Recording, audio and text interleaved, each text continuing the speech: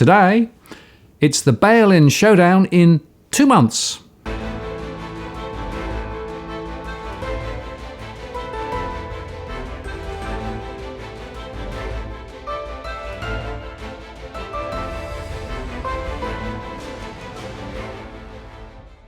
Hello again, it's Martin North from Digital Finance Analytics, working on this post covering finance and property news with a distinctively Australian flavour. Today I'm joined by Robbie Barwick from the Citizens Party. Hi Robbie. Hi Martin.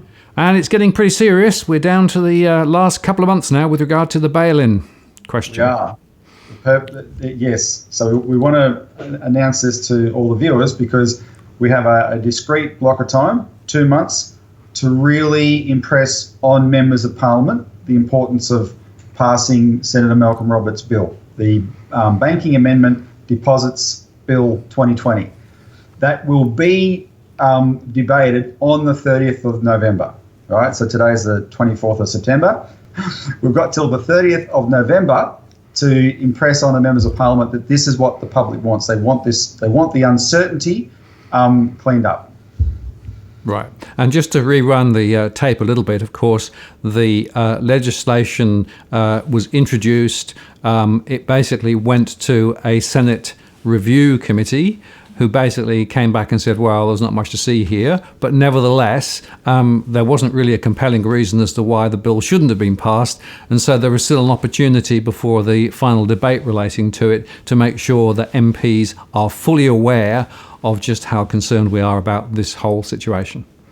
Yeah, and what I'd like the viewers to think about is how we can both impress this upon the members of Parliament and expand the campaign to make a lot more people aware, right? And so to that end, our party has produced a 2-minute internet video that we're actually putting as widely as we can around the internet to succinctly explain the bail-in issue and the importance of this bill. So let's play that for the viewers now. Your deposits in the bank are not safe. How do I know this? I'm Robbie Barwick, Research Director of the Australian Citizens Party. Your bank deposits are not safe because banks over the past decades have engaged in increasingly speculative financial derivatives. The world got a taste of what could happen in the global financial crisis of 2008. Tragically, the government response to that crisis was to bail out the banksters who created the mess, and the result is today's financial bubble is bigger than ever. Making matters worse, more and more people are now in trouble on their mortgages, threatening to pop the real estate bubble. In the next crisis though, the bailout of the banks will include confiscating people's deposits. It's called bail-in. It was done in Cyprus in 2013. And people lost 47.5% of their savings. How is this possible? Most people don't realise that when you put money in a bank, you are considered to be an unsecured creditor. How safe does that make you feel? In February 2018, the Australian government rammed through legislation giving APRA crisis resolution powers.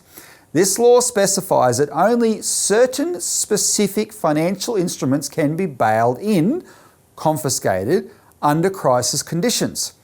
Then it includes the phrase, or any other instruments. Could you drive a truck through that loophole? The Australian Citizens Party has been sounding the alarm. We're working with Senator Malcolm Roberts of the One Nation Party, who introduced legislation that would close the loophole and protect depositors. Sign our petition and help us send a message. Hands off our deposits. No one should have to suffer the horror of seeing their life savings disappear. Corrupt bankers should not be bailed out on the backs of innocent depositors. Don't delay. Get involved. Sign our petition and share on social media. Let's not wait until the next crisis explodes and it's too late. Right. Robbie, that's very powerful. Thanks. Well, hopefully it gets the message across. It's look, the whole point of it is that those words, any other instrument, they do open a loophole, and this bill can close it. And we need to really get that through to people. we'll put below this video, Martin, the link to the petition, right? We really want to emphasise spreading that around as well, getting people to sign that and share that widely.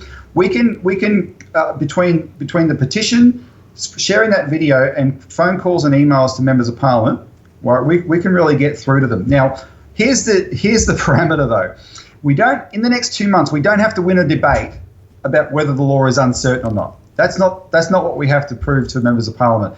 The parliamentary inquiry, which was always going to report what it said, claims the law is not uncertain, right? But we have a funny cartoon we put in our publication yesterday. I'll share that with you. You can put it on the screen, where basically the government's saying the law isn't uncertain. Here's why. 10 hours later. So is that clear yet? Right? Because the convoluted legal and complex arguments they had to make to prove why the law isn't uncertain, by definition, proves it is uncertain. But we don't have to do that. All we have to do in the next 2 months is prove to members of Parliament that thousands of Australians are concerned that it's uncertain, right? And one of probably the most powerful point that Senator Roberts made in his dissenting report is that the government's inquiry could not find any adverse consequences to passing the bill. So if there's no adverse consequences to passing it, yet it would reassure thousands of Australian bank customers, millions if they knew about it, and we have to make sure millions do know about it, right? And I think a lot of people are knowing about it. Even there's an internet publication called Rate City 2 days ago had an article about the concern about deposits. People are picking up on it. But if it would reassure those millions of bank customers that this can't happen, right, because it puts it beyond all doubt, well, that's win-win, right? And that's what the members of Parliament have to be thinking when they decide how they're going to vote on this bill. And the way the decision will be made will be in their party room meetings. The Liberals will have a party room meeting, the Nationals, the Greens, One Nation, and the Labor Party, they'll have a party room meeting, and there'll be discussion about what they do about this bill, right? And we want to make sure that the majority of senators and MPs are saying, what have we got to lose, right? And because we know, we're not saying, this is not a token thing, that Malcolm Roberts' bill will remove all doubt, right? It absolutely will. There's no way to reinterpret Malcolm Roberts' bill. That says that any sense that deposits can be bailed in cannot happen, right? It specifies deposits cannot be bailed in. The law currently does not specify that. Malcolm Roberts' bill does. So that's clear. And we want them members of Parliament to be thinking, well, what have we got to lose? If our leaders are telling us the truth, what have we got to lose to actually do this? And that's what we have to achieve in the next 2 months, Martin. And that's going to come through a lot of phone calls and a lot of emails, right? And sharing this widely. And when you share it with people and inform them and they're concerned about it, you've got to tell them, yes, get involved too, right? Because their call, their email adds to the weight that's going to impress these members of Parliament. Yeah, absolutely. And it's worth just underscoring again, this whole issue of deposits potentially being sucked in as part of a bank rescue is quite relevant given the current financial situation that we find ourselves in. You and I both predicted this some time ago, that this is where we're headed. Well, it's true that we now are headed into a land of uncertainty, with high mortgage debt, of course, being an issue now, with potentially high levels of defaults, risks in the derivative portfolio of the banks, and all sorts of other things.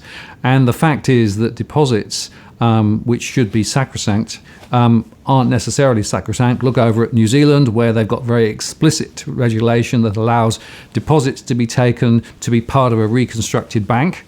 Now, that is clear, and that means that there is an option. In Australia, of course, it's all very unclear, which is, you say, the 10 hours of conversations, right? They basically argued left, right and centre to try and actually say, no, we don't need to change the legislation, where, of course, just making that one line change, that 1 or 2 word change, completely nails it, completely removes the doubt, completely guarantees that deposits will never be bailed in. So it's a very simple, straightforward fix to what has been created as a mammoth problem simply because of all this really stupid stuff that's gone on with regard to regulators and APRA and all bending over backwards trying to say, no, we would never do that, would we trust us, right? Whereas this absolutely nails it. And the final point, of course, here is that, we know that there will be regulators and, some government officials who will not want to have that option taken off the table. Right? Because what they actually want is as many options to deal with the crisis that's brewing.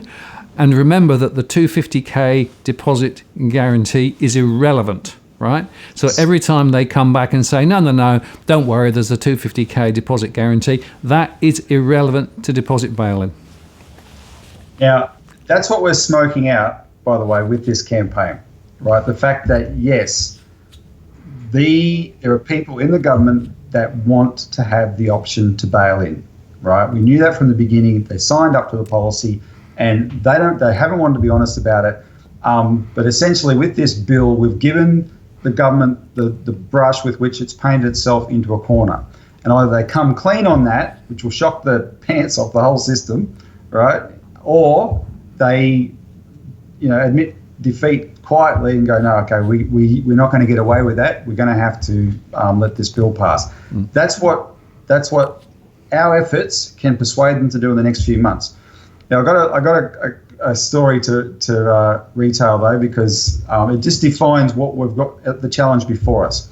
A lot of viewers would be familiar with the campaign to stop the cash ban law. Right, and we've done very well on that, and the government there's no indication from the government that they intend to go forward with that, though they haven't formally removed it yet. So we're still monitoring that. We'll see, but there's huge effort went into that, right? And for the second half of last year and the first part of this year.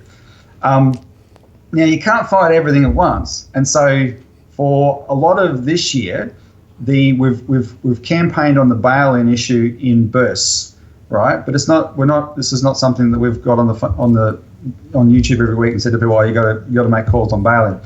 So one of our supporters had a meeting last week with a Labor member of Parliament in New South Wales, and this member of Parliament tried to claim that there wasn't as much community concern about bail-in because he's only had 6 calls on it compared to, this is the positive, compared to the flood of calls he had on the cash ban, right? So, okay, that's his perception. He was comparing the two. Now, we're the ones who generated the calls on the cash ban as well. So therein lies the challenge, people, right? In the next 2 months, that's the perception we have to change, because we know there's huge community concern about this. It's just that you can't be badgering members of Parliament all the time. Well, in the next 2 months, we can. And people really have to be ambitious. And what I encourage people to do is send emails, and you can get the YouTube link to that ad you just saw, the 2-minute video that explains it all. You can email that to them, right? And say, you need to watch this and you need to pass Malcolm Roberts' bill. Follow that up with phone calls. Did you get the email I sent you, right? What are you going to do about it? The phone calls don't have to be technical. All you're doing is passing on to the person, I'm concerned about this. You need to support this bill that will address my concern, right? And do it to your member of Parliament. You're in it, whatever state you're in, you've got 12 senators. They're the ones that are going to be voting on the 30th of November, not the House. Do it to all 12 senators. Make those calls, send those emails to all 12 senators, and then rinse and repeat, right? Do it 2 or 3 times in the next few months. Encourage people to do the same thing.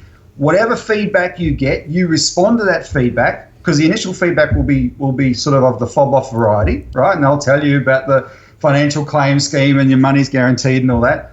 Right, so you've heard what Martin's just said. Tell them it's irrelevant. That doesn't apply. That doesn't satisfy you. Whereas this bill will, right? And keep responding to that. So you have that constant engagement, and when that flood that they start receiving, that will be expanding. So it hits a crescendo by the 30th of November. That's what's going to shape their thinking when they vote. This is one we can win. We absolutely can win. Nothing's guaranteed, but this one we absolutely can win. So they're my suggestions of what to do, right? So our organisation is putting out the word to all our supporters, spreading the word as widely as we can. We're even paying Google I hate to say that, to run that ad on YouTube and Google searches and whatever, right? We need to expand this as much as we can in the next few months, because this is an opportunity that it doesn't come along very often, right? We've got the perfect solution to this problem, and bear in mind, it'll have global consequences. Whatever success we might have here to stop this, all the G20 countries signed onto this policy. They'll all take notice of the fact that the Australian people forced their government to drop it, and then that'll be good for the world. Yeah, absolutely. And, it is not too late. There is that window of opportunity. So pick up the phone, send the emails. And let me just come back to this deposit guarantee, because, of course, every time you approach a politician, they immediately respond with saying, no, there's a 250k deposit guarantee, don't worry, right? Just to be clear, a deposit guarantee is only activated by the government when a bank has failed, right? That's one situation. The bail-in of deposits is deliberately in place, potentially to pull money from deposits, to put more capital into a bank, to stop it failing, thereby not triggering a 250k deposit payout and guarantee. So those two things are completely separate. So every time a politician comes back, when you talk to them about the Roberts bill and effectively that we need to get it passed, when they come back on the 250k deposit, the immediate response is it's irrelevant, because one is passed when the bank has failed and the other is to stop the bank failing in the first place, right? It's very clear. Many politicians either don't understand the difference between the two, or more likely deliberately deflect from one to the other, which is what actually the regulator has also been doing. Yep. So don't let them come up with excuses not to pass this law, right? Yep. We've got to focus them on this law. It's small, it's short, it's beautiful, it's simple. It will address this problem that exists in the law, the uncertainty in the law, and whether they think that's necessary or not, you convince them that it's necessary for you, right? And yeah, I think we can win this one. So fight hard, people. 2 months, stay focused on it. It's a short, sharp dash to the finish line. It might feel like a bit of a marathon in the middle, but don't lose breath. The more you stay focused on this, expand it as widely as possible. You watch how. What will happen is you'll start to see a lot of media reporting too about it. If there's a big enough stink, politicians will start complaining. All those things. We'll know that we're getting through, and then the final say will be on the 30th of November in the Senate.